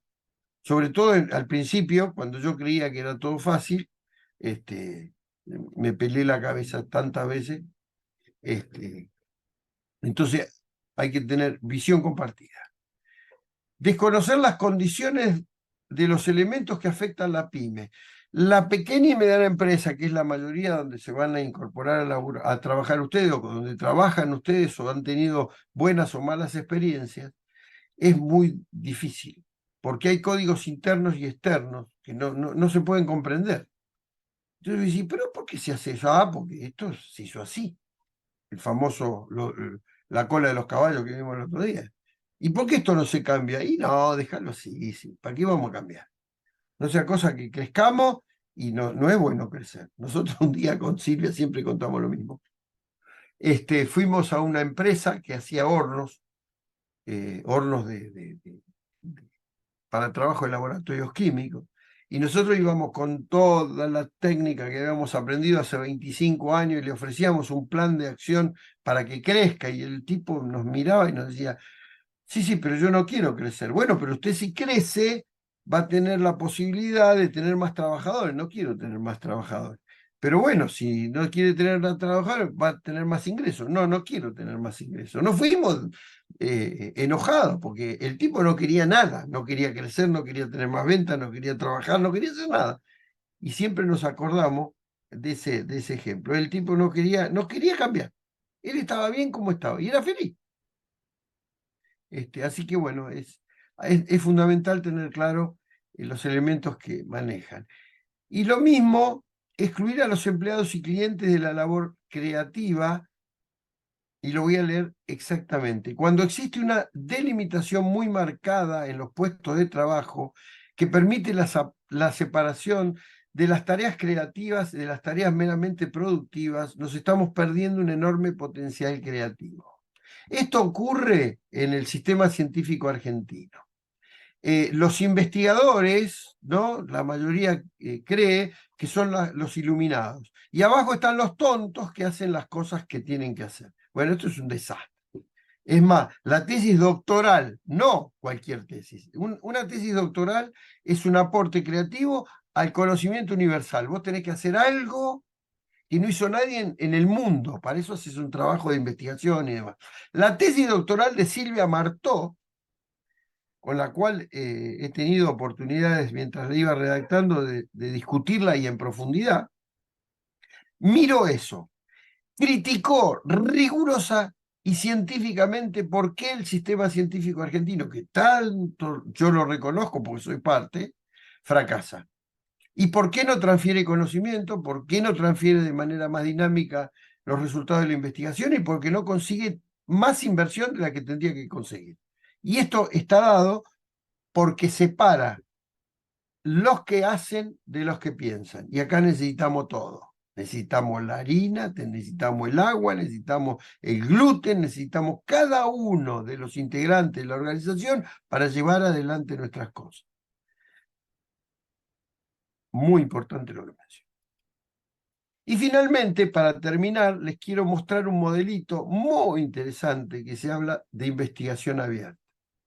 Estos elementos que entran dentro de este agujero y que pueden entrar y salir en el medio o al final, es tratar de trabajar en proyectos colaborativos con toda la mayor cantidad de entidades, organizaciones y demás que pueden llegar a obtener resultados. Este es el nuevo modelo que me pareció muy atractivo desde el punto de vista visual que hay que utilizar. Aliarnos con competencias, aliarnos con stakeholders o partes interesadas, aliarnos con las bases del pensamiento, de la acción, que generalmente ahí está el conocimiento, las bases de los que están arriba, convencernos, aliarnos con el capital para poder obtener los resultados que nosotros deseamos. Bien, yo creo que vale muchas gracias. Y ahora sí pasamos a discutir, que Gerardo tenía una lista de cosas para hablar. Y Silvia también, y Rodolfo también, y seguramente. Bueno, queda abierto el debate, tenemos un ratito. Dale, Gerardo, dale. Bueno, dale, dale. Te voy a hablar sobre una decisión unilateral, en el caso de un ejemplo que lo vivo yo. Bueno, para lo que no sabe, yo me dedico también a la parte de diseño y desarrollo de algoritmos de encriptamiento y trabajo para la Armada Argentina. Entonces, en ese momento, cuando doy esos cursos de capacitación y la parte de criptografía, doy y narro una historia de cómo es la criptografía en el mundo y cómo existió. Bueno, una de esas características pasó, y que a veces les cuento, a veces cómo son las decisiones de tema específicamente militar. En la Segunda Guerra Mundial existía lo que era una máquina de criptografía que era muy conocida por todo, que es la máquina Enigma. Y esa máquina Enigma, una vez los aliados la pudieron secuestrar a través de un submarino alemán, la llevaron a Inglaterra y pudieron hacer la ingeniería inversa para poder descifrar los mensajes de que había. Bueno, a partir de ahí, ¿a qué va todo esto? A partir de ahí, los aliados tenían que tomar una decisión, y ahí yo considero una decisión unilateral, una decisión muy negativa, Sí, porque sí. tenían muy en claro que, por ejemplo, si cada vez que hacía un movimiento los alemanes lo iban a interceptar, los alemanes se iban a dar cuenta que esa máquina Enigma la estaban descifrando los mensajes. Entonces tenían que tomar decisiones, en algunas, dejar que pasaran ciertos eventos con pérdida de vida, pérdida de materiales, pero que no eran tal vez muy estratégicas a nivel militar. Y sí actuar sobre otras que tenían mucha incidencia. Por ejemplo, ahí ese era un tema muy complicado de tomar decisiones negativas, digamos, pero es una decisión desde el punto de vista y no desde el punto de vista de negocio, ¿no? Sino estrictamente militar. Esa quería aclarar porque, digamos, como un ejemplo de una decisión unilateral que yo la considero dentro del campo negativo, ¿no? Alan Turing fue el que descifró el funcionamiento de la, ¿cómo se llama? De la máquina Enigma. Fue extraordinario y cuando dijeron, bueno, ya desciframos el mensaje, vamos a correr a la gente, vamos a evacuar a la gente. Y dijo el general, no, porque se van a dar cuenta de que ya Claro. lo sabemos y la necesitamos para otro momento. Está la película, es fantástica la película. Qué difícil es de tomar esas decisiones en la cual vos decís, esto, dejámoslo pasar, pero ojo, pero vamos a perder vida, vamos a perder... Y sí, y bueno, son decisiones, y ahí está una decisión muy complicada, ¿no? Bueno, Pérdidas de entonces, guerra. por A eso ver, cuando habla Rodri. de... Gracias, Gerardo, muy buena. Está. A ver, Rodri, se congeló. No, yo decía que he tenido que tomar en mi carrera profesional muchas decisiones, digamos, y he sido el que tenía la palanca, digamos, ¿no? Entre La para palanca. dónde mandaba el tren, claro. Durante años tuve 24 años con una palanca enorme, tomando esas decisiones. Y yo me acuerdo de todo el proceso, digamos, como entré como joven profesional. Entonces, primero era el tipo que preparaba los datos para las decisiones, pero no tomaba las decisiones porque estaba en un nivel que no tomaba las decisiones. En la medida que fui escalando, que fui ascendiendo en la compañía, empecé a estar cerca y empezar a tener que tomar decisiones. Entonces, bueno, tuve que aprender qué era lo que uno tenía que evaluar para la toma de decisiones. Y ahí aprendí un poco cuál es el mecanismo, ¿no? de la toma de decisiones, por lo menos desde lo práctico, digamos, ¿no? Y entendí que el que toma las decisiones, que generalmente cuando eran complicadas, iba a un nivel muy superior de la compañía, ¿qué iba a buscar? ¿Qué te iba a pedir? En principio te iba a pedir datos, hechos, iba a medir hechos. Vos tenías que preparar los datos y los hechos concretos, digamos. Y después, lo que nosotros mostrábamos habitualmente era la capacidad de realizar escenarios. Entonces, eso tenía un valor enorme, porque claro, les acortaba el tiempo de la decisión, que es lo que busca un CEO, un tipo que está en el nivel tan alto y que tiene que tomar muchas decisiones por día, necesita que vos le simplifiques la decisión. Entonces, en el equipo lo que aprendíamos era, primero, el armado de datos, el hecho, porque el tipo busca hechos. Es más, en principio, no te pregunta mucho ni siquiera qué opinás, porque en principio el tipo tiene que tomar hechos. Entonces ahí aprendí qué importante que son los hechos, ¿no? Después hoy lo trabajo en los equipos cuando hago los entrenamientos, de buscar lo que son lo que nosotros denominamos el mundo de los hechos. Y después la simulación de escenarios. Digamos, a partir de los hechos vos haces simulás escenario. Y ahí está la toma de decisión. Y muchas veces no hemos compartido las decisiones que quería tomar el CEO de la compañía. Y se lo hemos dicho. Me acuerdo de un caso que fue terrible, que me tocó gestionar, donde la compañía toma la decisión de el hijo de un delegado, de un representante gremial, decide que lo despidamos. El tipo no era obviamente de los mejores, pero tampoco tenía digamos, como nosotros decíamos, un antecedente como para despedirlo tan claramente, digamos, ¿no? En la ley. Se evaluó esto y le dijimos, mirá, le digo, para mí estás tomando una decisión equivocada, le decimos con el equipo. No, después de una decisión.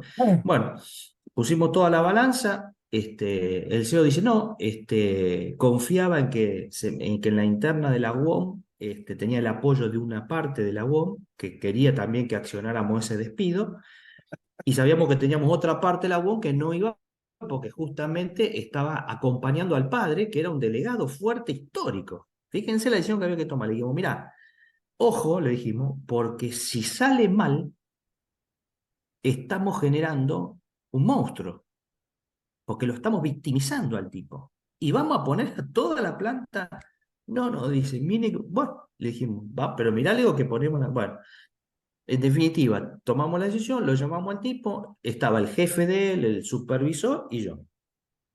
Y digo, bueno, estás despedido. Lo llamamos a las 6 de la mañana, le corto el bloqueo. Bueno, les resumo la decisión, terminó pasando Contalo, eso. Rodolfo, contá en detalle, porque hay gente que no conoce cómo es el proceso y es muy rico en términos.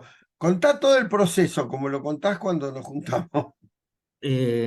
No, lo llamamos, le bloqueamos el molinete, lo llamo a mi oficina, viene el gerente del área, el supervisor, le mostramos todos los antecedentes que teníamos y le decimos, mira, es una decisión de la compañía. Bueno, dice, perfecto, dice, si es así, ya tendrán novedades mías. Dice, bueno, se va y ahí se dispara un conflicto fenomenal, digamos, donde la UOM toma partido, uno de los secretarios generales estaba con esta decisión, de hecho postula a otra persona, para cómo lo hacemos próximos a elecciones internas, vamos a elecciones internas, ¿quién sale electo nuevo delegado gremial de la planta? ¿Quién cree que fue? El que habíamos despedido. O sea que lo victimizamos. O sea, terminó pasando el escenario dentro de que era un escenario poco probable para el CEO, porque tenía como el apoyo de una parte de la UOM, pero después van a los votos. Y la gente que hizo se subió atrás del víctima, el victimario, pobrecito, ¿no? Terminó pasando lo que nosotros habíamos simulado. A Contá, la mañana, contá lo que lo te voy a vino a contar decir. con detalle, lo voy a contar con detalle. ¿Por qué lo cuento con tanto? Porque como uno graba emociones, les diría que casi es uno de los actos que me tocó, uno de los aprendizajes, digamos, más importantes que he tenido en mi carrera. Porque ustedes imagínense al otro día que había ganado la elección y era el representante gremial de la UON en la planta. Y yo era el responsable de relaciones industriales. Así que al otro día que ganó a la mañana, me golpean la puerta de vidrio de la oficina, se abre, les digo hasta cómo daba el sol, se abre y me dice, buenos días, me dice, al tipo que habíamos despedido. Obviamente, en el traspaso entre que hubo las elecciones más, estuvo afuera de la planta, tuvimos conflictos, fuimos al ministerio, levantamos el conflicto dentro del ministerio con una negociación, pero en el medio había negociaciones de los dos bandos hasta que se llegó a las elecciones, le permitieron que participara y ganó. Y lo tuve como delegado en 2 gestiones, diría casi 4 años y pico. Y tuve que levantar, imagínense, bueno, les cuento, el gerente, el golpe emocional de ver al tipo como, imagínense después el gerente que tenía que trabajar con él, un caos, el tipo lo terminan moviendo, me dice, yo pido el pase, lo sacan a San Nicolás, el otro, el que era el subgerente o el jefe del sector, dice, mira, yo se termina yendo de la compañía porque no pudieron absorber el impacto de haberse jugado en una decisión que después tenían que convivir con él. Y yo tuve que gestionar la planta como representante gremial, representante de la compañía responsable de relaciones industriales, con él y todo el cuerpo delegado, que eran peor que él, digamos, en el sentido de la bronca hacia la compañía, después de que veníamos de eso. Y entonces nos sentamos y le digo, mira, vos sabés, le digo, cuáles fueron las decisiones, vos sabés lo que opina la compañía, pero yo tengo claro lo siguiente, yo tengo que gestionar la planta, le digo, a partir de ahora ustedes son mi comisión interna. Se cagaban de risa los tipos, como diciendo, me está, le digo, no, no, lo digo sinceramente, porque yo todo lo que tengo que hacer lo tengo que hacer con ustedes. Una enseñanza, bueno.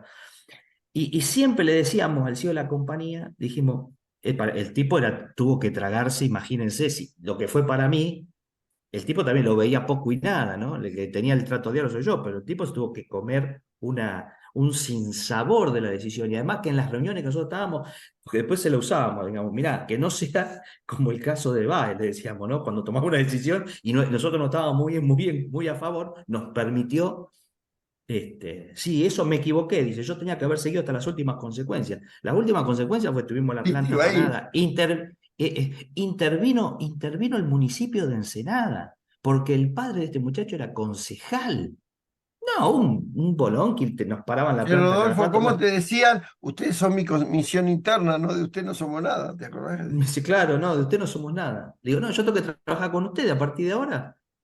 No, yo te Bueno, apoyo en la yo otra comisión. sin Que dar yo como nombres voy a contar una empresa, anécdota lo reciente y que con la eso. empresa pretendía que ganara la otra comisión que venía con el subgerente, digamos, ¿no? Que tenía la también. Y Permíteme, con Rodi, esto porque ya termino, una queda gran poco tiempo, enseñanza seguramente que alguien me quiere hablar. un capo de relaciones industriales, ¿no? Me parece que se cortó. Sí, pareces Alberto Fernández, como estás hablando. Che, ¿alguien quiere hablar de los que hablamos?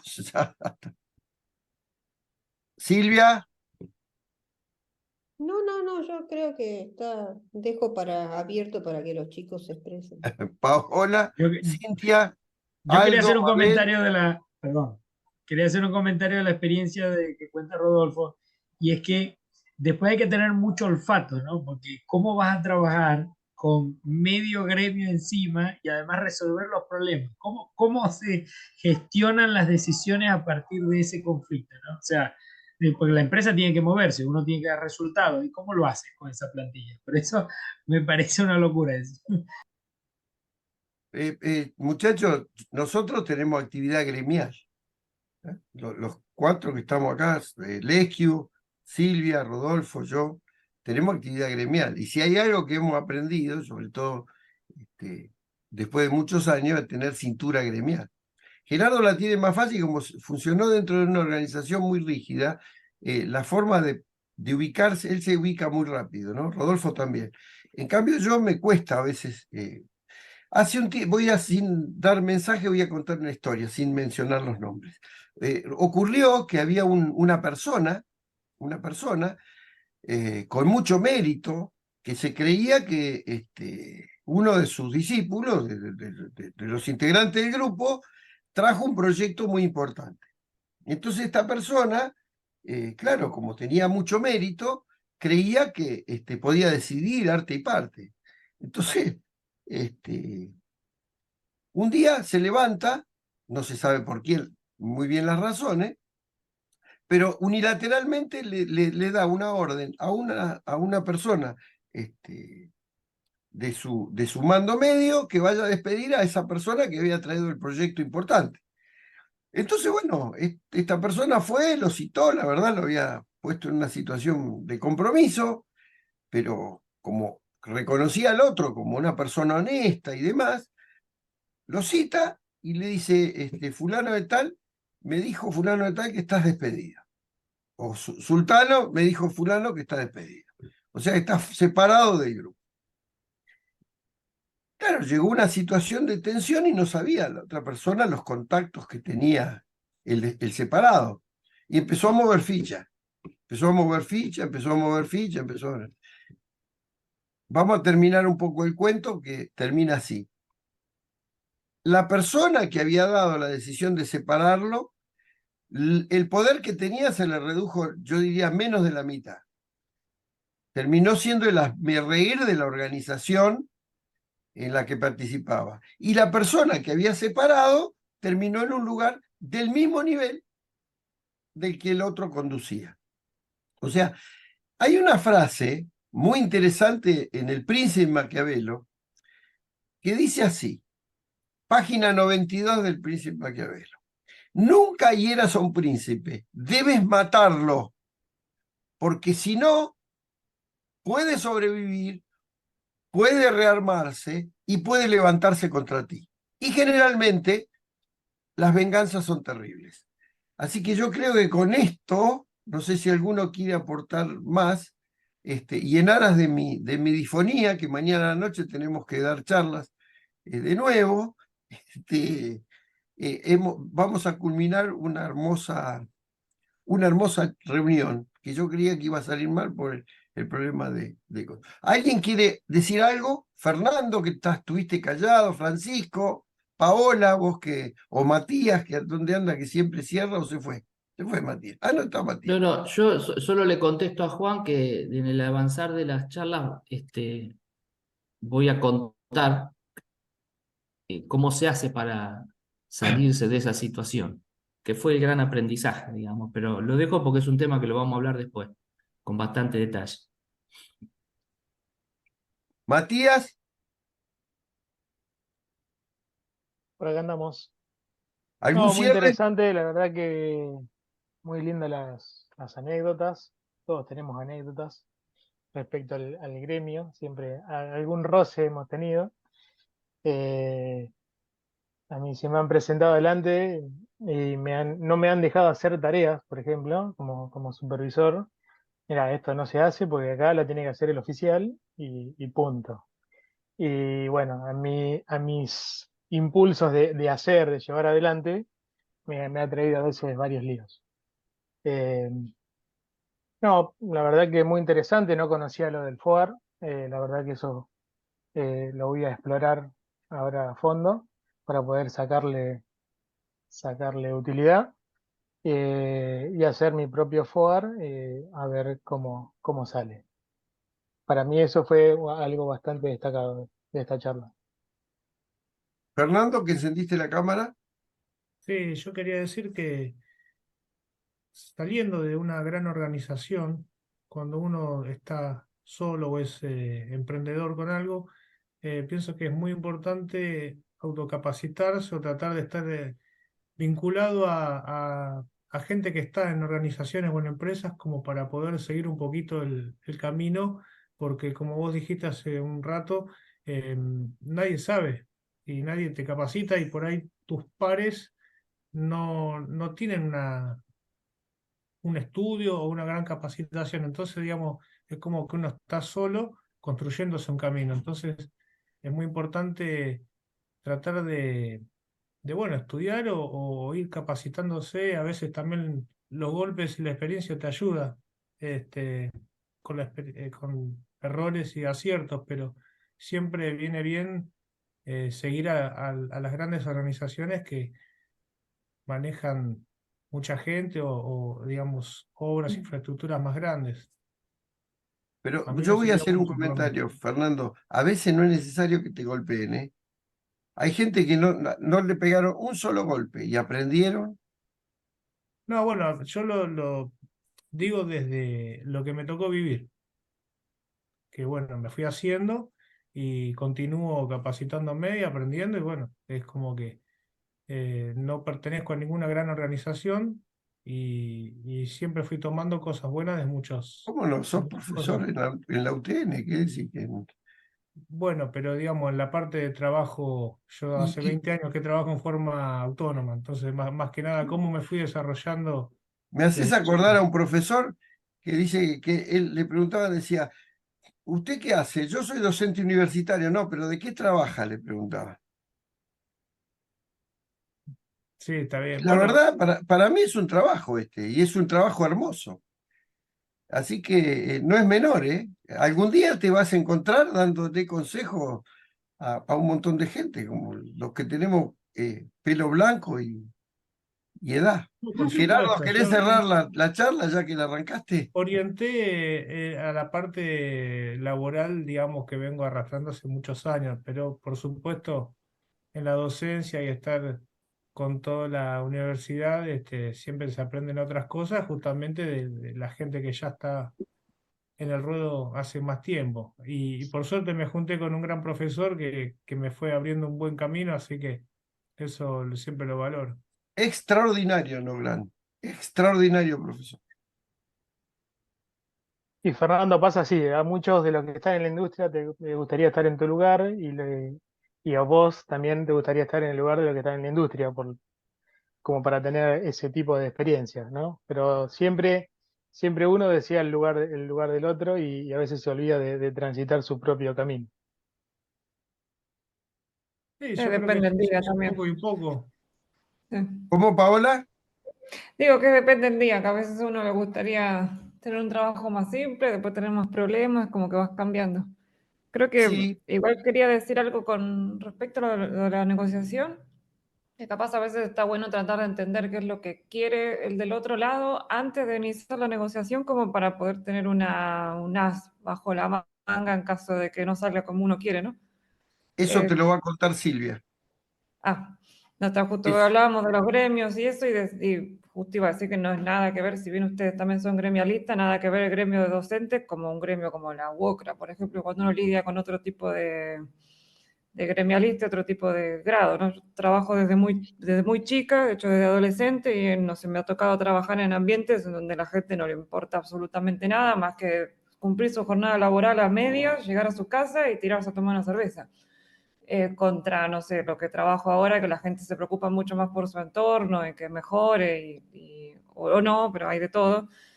Así que como que esa experiencia me ha dado a mí la vida de que no es lo mismo lo que pueda llegar a querer un profesional, digamos, contra alguien que no. Qué bárbara, esta charla tenía que... Bueno, Gerardo, cerralo. No, yo quería decir que, bueno, que fue muy grata la charla de hoy en tema de los temas que se abordaron y todos los ejemplos que se fueron dando sirven mucho, pero también es como que se necesita un espacio a reflexionar de todo lo que se dijo y se habló, ¿no? Porque, digamos, creo que fue muy constructivo. Pero cada uno, me parece que algo le quedó a cada uno y que cerrado esta charla de hoy, seguro más de uno le va a quedar pensando, dando vuelta en la cabeza de los distintos ejemplos o cosas que pasaron. La Bueno, verdad que jóvenes, que tengan una feliz semana. Gerardo el miércoles que viene va a estar rindiendo su examen de profesor, concurso. concurso de profesor. Así que bueno, mucha suerte, Gracias. pero te vamos a tener el martes que viene en la reunión de negociación. Sí, depende cómo salgan los temas del concurso el lunes. Bueno, bueno. Bueno, un saludo a todos. Nos vemos la próxima. Bueno, Juan, feliz ¿cuándo noche, tenés gracias. Nos reunión? vemos, ¿Cuándo gracias. tenés reunión con Natalia? Tendríamos que decir entre hoy ya no, tendría que ser el jueves, pero sabía que algo tenía, así que no quise molestar. Pero sí, tendría que ser el jueves. Ya puede martes y jueves, digamos. Ahora le iba a Bueno, enviar un correíto. macanudo. Un fuerte abrazo a todos. Hasta Chao. luego. Chao, chao. Saludos. Chao, Ya, hasta luego. chao, chao. Gracias, Francisco.